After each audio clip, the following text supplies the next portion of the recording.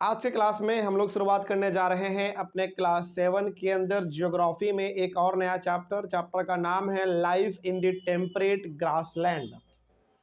ये हमारा chapter number 9 है। इसके पहले हम लोग चैप्टर नंबर 8 तक डिस्कस कर चुके हैं और आज के क्लास में हम लोग अपने क्लास 7 के अंदर जियोग्राफी में चैप्टर नंबर 9 डिस्कस करेंगे। नाम है life in the temperate grasslands. Okay, तो आइए हम लोग बात करते हैं। इस चैप्टर में देखेंगे क्या खास बात लिखा हुआ है। शुरू किया जाए। तो सबसे पहले तो हम लोग अपने चैप्टर का इंट्रोडक्शन लेंगे एक, और इंट्रोडक्शन में दो डेफिनेशन लिखा हुआ है बेसिकली। एक डेफिनेशन है फॉरेस्ट का और दूसरा डेफिनेशन है ग्रासलैंड का। ओके, तो फॉरेस्ट में देखते हैं क्या लिखा हुआ है।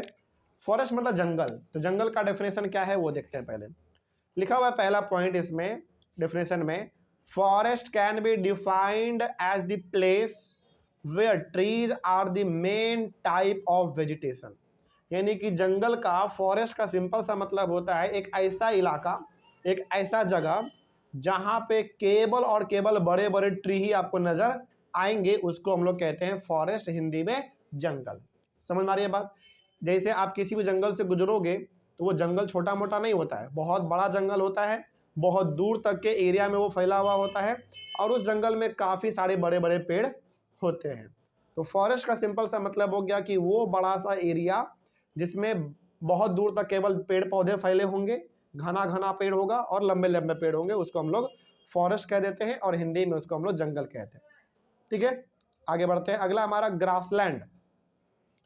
देखो इस ग्रासलैंड को ना सिंपल से वर्ड से समझो, ग्रास लैंड यानी कि दूर तक के जमीन पे केवल और केवल क्या फैला होगा, ग्रास यानी कि घास। तो वही बात हम लोग यहाँ पे बात करेंगे।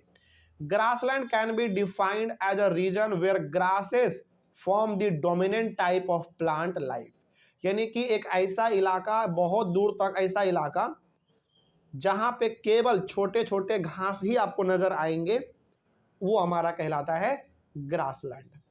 समझ में आ रही है बात। तो अब फॉरेस्ट और ग्रासलैंड में डिफरेंस क्या है फिर? दोनों सेम चीज है या अलग है? दोनों अलग है। फॉरेस्ट भी बहुत दूर तक के एरिया में फैला हुआ होता है, ग्रासलैंड भी बहुत दूर तक के एरिया में फैला हुआ होता है। फिर दोनों में फर्क क्या है? फर्क है पेड़ के साइज का। फॉरेस्ट में जो पेड़ का साइज होता है वो बहुत बड़ा बड़ा होता है, लेकिन ग्रासलैंड में जो पेड़ का साइज होगा वो बहुत छोटा छोटा होता है, जैसे घास के जैसा, है ना। तो ये हो गया हमारा दोनों में डिफरेंस। समझ में आया बात?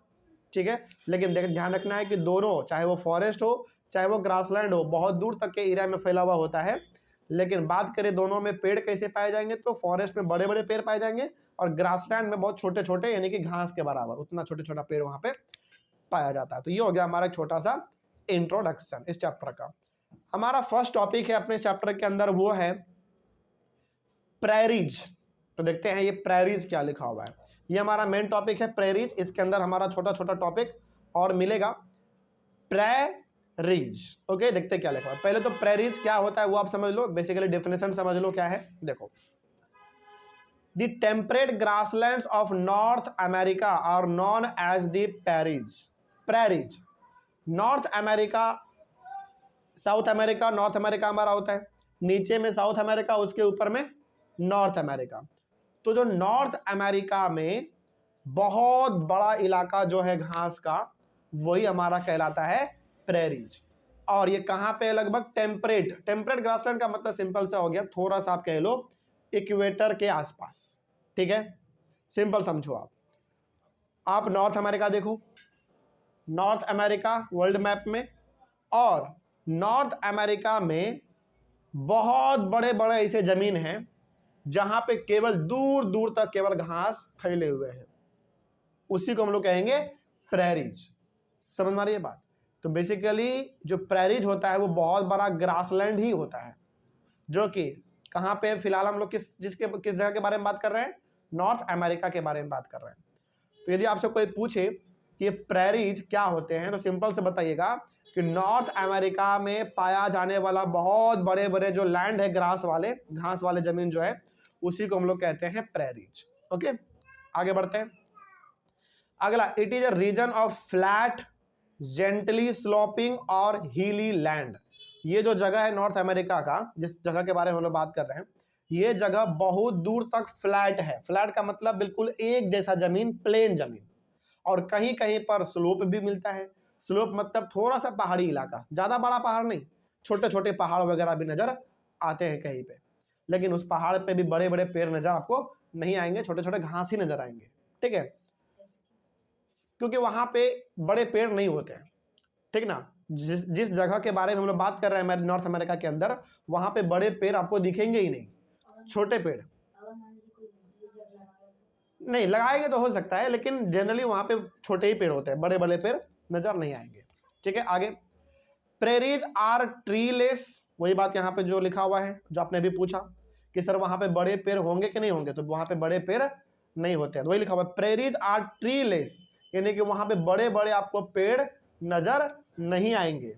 But near the low lying a plain flanking river valleys woodlands can be found, यानी कि बड़े बड़े पेड़ भले ही वहां पे आपको नजर नहीं आएंगे, लेकिन छोटे छोटे पहाड़ नजर वहां पे आपको आएंगे। वुडलैंड का मतलब हो गया बड़े, वुडलैंड का मतलब बेसिकली ऐसे जगह भी वहां पे मिलेंगे आपको छोटे छोटे पेड़, जिससे कि लकड़ी वगैरह आप निकाल सकते हैं। ठीक ना, तो ये हो गया हमारा।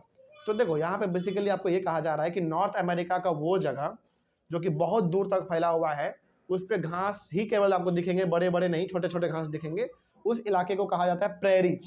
ओके, वहाँ पे बड़े पेड़ आपको नजर नहीं आते हैं। जमीन कैसा होता है, बहुत दूर तक फ्लैट होता है, एक जैसा प्लेन, और कहीं कहीं पर छोटे छोटे पहाड़ भी आपको नजर आएंगे, लेकिन उस पहाड़ पे भी बड़े पेड़ नजर नहीं आएंगे, उतने छोटे छोटे पेड़ आपको नजर आ सकते हैं, और ज्यादातर तो घास ही रहता है उस पर। ठीक है ना, आगे tall grass up to 2 metres high dominates the landscape, यानी कि इस प्रेरीज पे, इस जमीन पे घास जो है ना वो बड़े बड़े आपको नजर आएंगे। वो घास कितने बड़े होते हैं, लगभग 2 मीटर जितना, सोचो इतना बड़ा आपका वहां पे घास नजर आता है। और 2 मीटर का मतलब हो गया, एक मंजिला बिल्डिंग नहीं कह सकते हैं, 2 मीटर का मतलब हो गया लगभग आधा मंजिला बिल्डिंग। इतने बड़े बड़े घास यहाँ पे नजर आपको आते हैं। ठीक ना, और ध्यान रखना ये बड़े पेड़ नहीं होते हैं, बड़े घास होते हैं। ठीक ना, और यहाँ इस प्रकार के जमीन पे यही जो घास है वो सबसे ज्यादा नजर आता है, बड़े पेड़ नहीं, घास केवल नजर आएंगे। It is actually a sea of grass, कहा गया है उसको सी ऑफ ग्रास, यानी कि घास का समुद्र।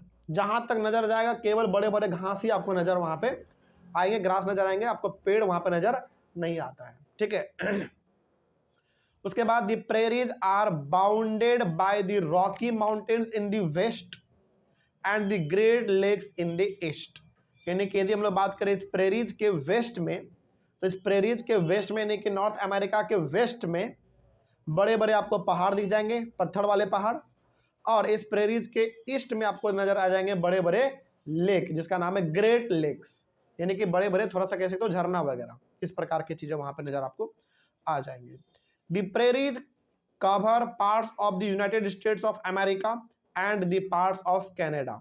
ऑब्वियस ये बात है, नॉर्थ अमेरिका में ही हमारा यूएसए है, यूनाइटेड स्टेट्स ऑफ अमेरिका, और कनाडा उसके ऊपर।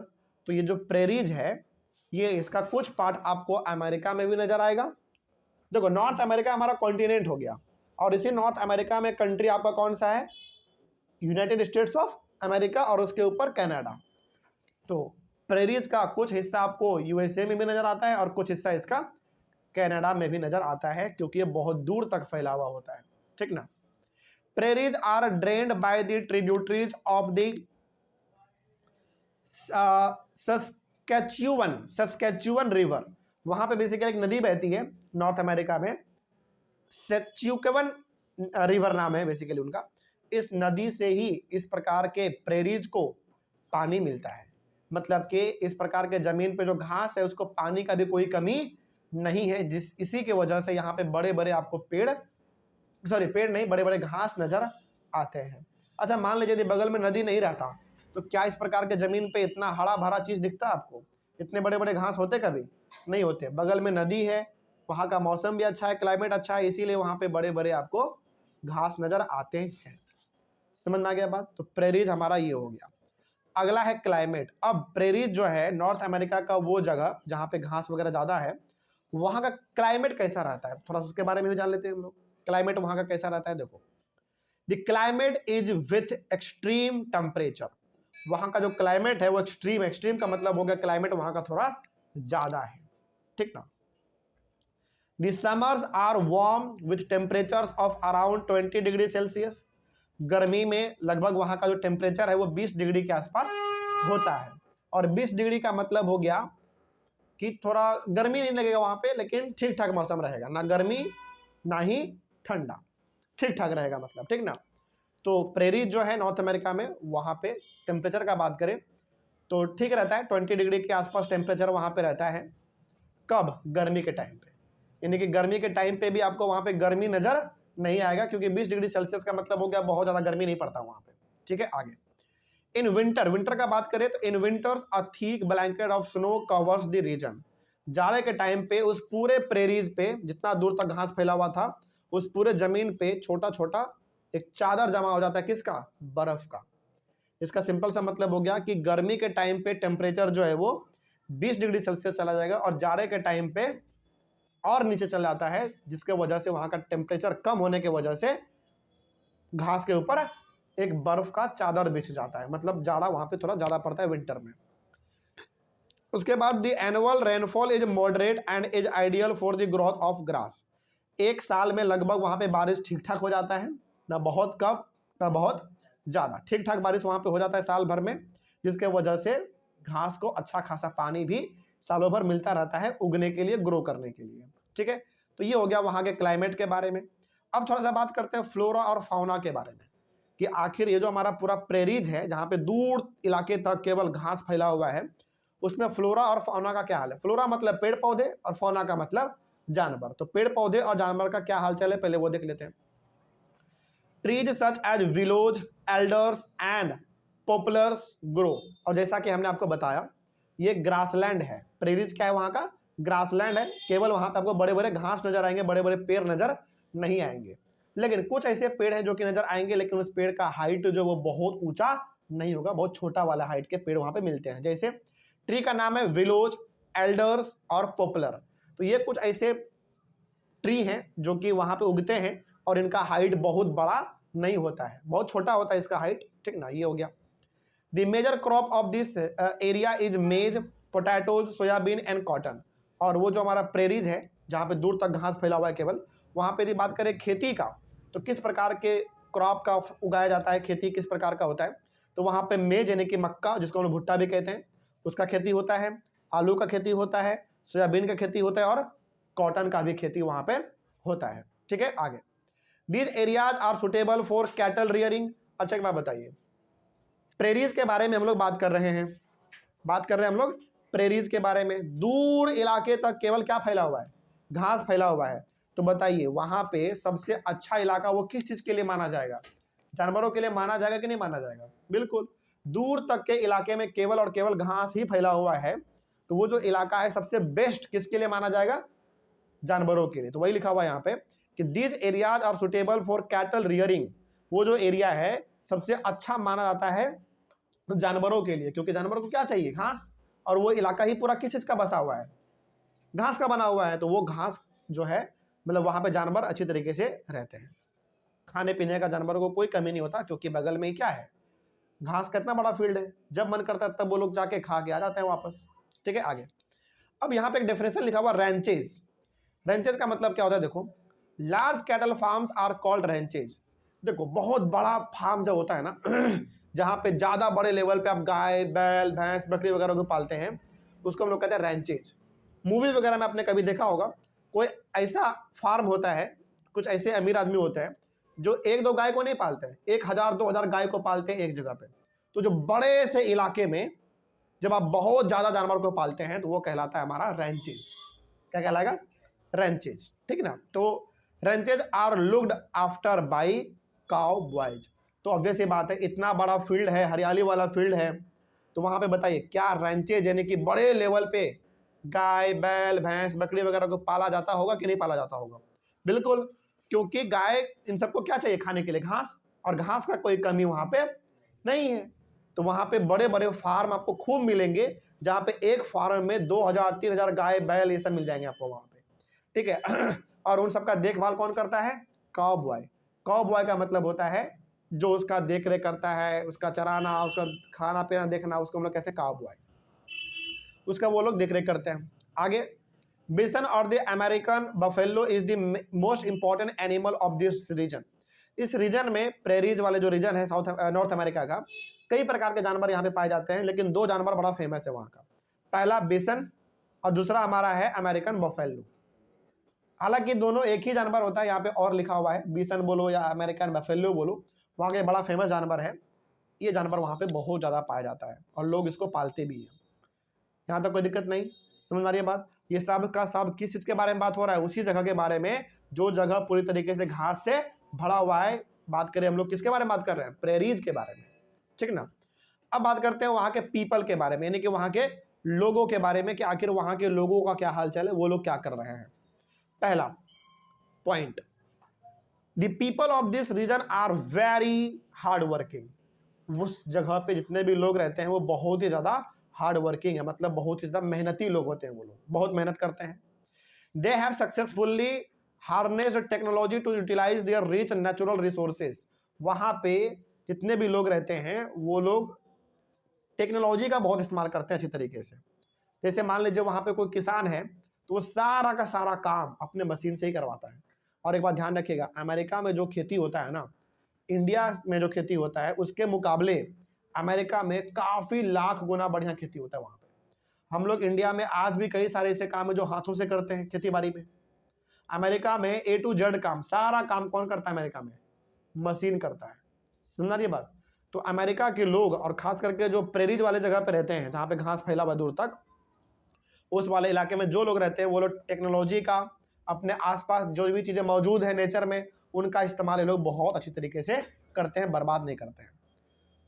To of the most developed countries in the world, the USA and Canada are located in this region. दुनिया में कई सारे कंट्री हैं बहुत डेवलप अच्छे अच्छे कंट्री। उनमें से हमारा दो कंट्री है, एक USA यानी कि यूनाइटेड स्टेट्स ऑफ अमेरिका और दूसरा कनाडा। और ये दोनों का दोनों किस जमीन पे बसा हुआ है? प्रेरीज वाले जमीन पे बसा हुआ है, यानी कि अमेरिका में और कनाडा में बहुत दूर तक आपको नजर आएगा हरा भरा घास वाला इलाका। ठीक है, आगे बढ़ते हैं। Scientific methods of cultivation and use of tractors, harvesters and combines had made north America a surplus food producer. वही बात है यहाँ पे हमने जो कहा आपको कि नॉर्थ अमेरिका में जिस भी प्रकार का खेती लोग करते हैं, उस प्रकार के खेती को करने के लिए वो सारा का सारा इस्तेमाल करते हैं टेक्नोलॉजी का। यानी कि खेती करने के लिए जो भी चीज़ उनको चाहिए वो सब किससे कर लेंगे? वो पूरा मशीन से कर लेंगे। ट्रैक्टर का इस्तेमाल करते हैं, हार्वेस्टर का इस्तेमाल करते हैं, कंबाइन का इस्तेमाल करते हैं। ये सब मशीन का नाम है, ठीक ना। मतलब फसल को लगाना, तैयार करना, काटना वाटना, सब काम वो लोग मशीन से ही कर लेते हैं। इसीलिए नॉर्थ अमेरिका में जो अनाज है वो बहुत ज़्यादा प्रोड्यूस किया जाता है, क्योंकि सारा काम मशीन ही कर ले रहा है और बहुत जल्दी करके रख दे रहा है, ठीक ना। इसीलिए नॉर्थ अमेरिका में अनाज का कोई कमी नहीं है। आगे, the prairies are also known as the granaries of the world due to the huge surplus of wheat production. जो प्रेरीज है, घास वाला इलाका, उसी को तो हम लोग प्रेरीज कह रहे हैं। तो इसको ना ग्रेनरीज भी कहा जाता है, यानी कि जो ये प्रेरीज है जो कि घास वाला इलाका है, उसको ग्रेनरीज भी कहा जाता है। ग्रेनरीज का मतलब होता है वो जो कि अनाज में कभी कम नहीं हो सकता। तो प्रेरीज में अनाज का खेती खूब होता है ना। और सबसे ज़्यादा खेती किस चीज़ का होगा वहाँ पे? व्हीट का, यानी कि गेहूं का खेती बहुत ज़्यादा होता है। तो ध्यान रखिएगा, प्रेरीज को जो है वो ग्रेनरीज भी कहा जाता है, इसलिए क्योंकि वहाँ पे खेती बहुत ज़्यादा होता है। और खास करके कैसा खेती होता है ज़्यादा? व्हीट का, यानी कि गेहूँ का, ठीक ना। आगे, dairy farming is another major industry. सबसे पहला वहाँ पे जो काम होता है वो तो खेती बाड़ी होता है, सबसे पहला काम। दूसरा काम सबसे ज़्यादा यदि वहाँ पे कोई होता है तो वो कौन सा काम है? डेयरी फार्मिंग का। हमने बताया था ना अभी आपको कि प्रेरीज में कई सारे ऐसे आपको रैंचेस दिख जाएंगे, बड़े बड़े फार्म हाउस, जहाँ पे एक आदमी 1000 गाय 2000 गाय पाल रहा है। तो भाई उतना बड़े लेवल पे आप गाय पाल रहे हो तो उनका दूध भी तो आप निकालोगे। तो वहाँ पे बड़े बड़े डेयरी फार्मिंग भी नजर आएंगे। वहाँ पे बहुत बड़े बड़े डेयरी फार्मिंग वहाँ पे होते हैं। Dairy farming and extensive agriculture both promote setting up of food processing industries. यानी कि बगल में आपने डेयरी फार्म भी खोल रखा है, जानवर आपका वहाँ पे है तो वहाँ से दूध मिल जाएगा, और खेतों से क्या मिल जाएगा हम लोगों को? अनाज मिल जाएगा। तो जानवरों से मिल जा रहा है दूध और खेतों से मिल जा रहा है अनाज। तो खाने पीने का हमारा पूरा जो ज़रूरत है वो तो वहीं से पूरा हो जा रहा है, इसीलिए नॉर्थ अमेरिका खाने पीने के मायने में काफ़ी आगे है। ठीक ना, आगे बढ़ते हैं। Large mineral deposits particularly coal and iron and a good network of roads, railways and canals in this region have made it the most industrialized region in the world। यानी कि प्रेरीज में कई सारे ऐसे भी जगह हैं जहां पे कोयला पाया गया है, आयरन पाया गया है। समझना ये बात, मतलब प्रेरीज में ऐसे कई सारे जगह हैं, वो घास वाला जो इलाका है उसमें कई सारे ऐसे जगह हैं जहाँ पे आयरन, कोयला, ये कोल मतलब कोयला, इन प्रकार की चीज़ें भी पाए गए हैं। और वहाँ पे रोड का कनेक्टिविटी, रेलवे का कनेक्टिविटी, कैनल्स, यानी कि आने जाने का भी कोई दिक्कत नहीं है, पानी का भी कोई दिक्कत नहीं है। मिनरल का बात करें तो कोल और आयरन का भी कोई दिक्कत नहीं है। और चूंकि हरा भरा इलाका है तो खाने पीने का भी कोई दिक्कत नहीं है, और बगल में फार्म हाउस भी होते हैं बड़े बड़े, तो दूध का भी कोई दिक्कत नहीं है, इसीलिए वो बहुत ही अच्छा रीजन माना जाता है। समझ में आ रही है बात। और वहाँ पे कई सारे इंडस्ट्री भी लगे हुए हैं, प्रेरीज के बगल बगल वाले इलाके में कई सारे छोटे छोटे इंडस्ट्री भी लगे हुए हैं जहाँ पे हर प्रकार के काम होते हुए आपको दिख जाएंगे। तो ये पूरा का पूरा कहानी हो गया हमारा खत्म। किसके बारे में? नॉर्थ अमेरिका के बारे में। और नॉर्थ अमेरिका में भी किस जगह के बारे में? प्रेरीज के बारे में। और कोई पूछे कि बताओ प्रेरीज क्या है, तो सिंपल से बताना है कि प्रेरीज जो है वो नॉर्थ अमेरिका में, और मतलब नॉर्थ अमेरिका में पाया जाने वाला हरा भरा इलाका है जहाँ पे घास आपको बड़े बड़े नजर आएंगे। पेड़ भी होते हैं लेकिन पेड़ भी छोटे हाइट के मिलेंगे आपको, बड़े हाइट के नहीं। तो वहाँ पे प्रेरीज में खेती बाड़ी भी होता है, कोयला भी है, मिनरल भी है, पानी भी है, सब कुछ है, और फार्म हाउस भी है। तो वो एक इलाका ही बहुत अच्छा इलाका है, हर चीज़ में वो इलाका आगे है। ठीक है, तो ये हो गया हमारा कंप्लीट। अगला हमारा टॉपिक स्टार्ट होगा दी वेल्ड्स। इसके बारे में हम लोग अपने अगले क्लास में डिस्कस करेंगे। मिलते हैं हम लोग अपने अगले क्लास में, तब तक के लिए थैंक यू वेरी मच।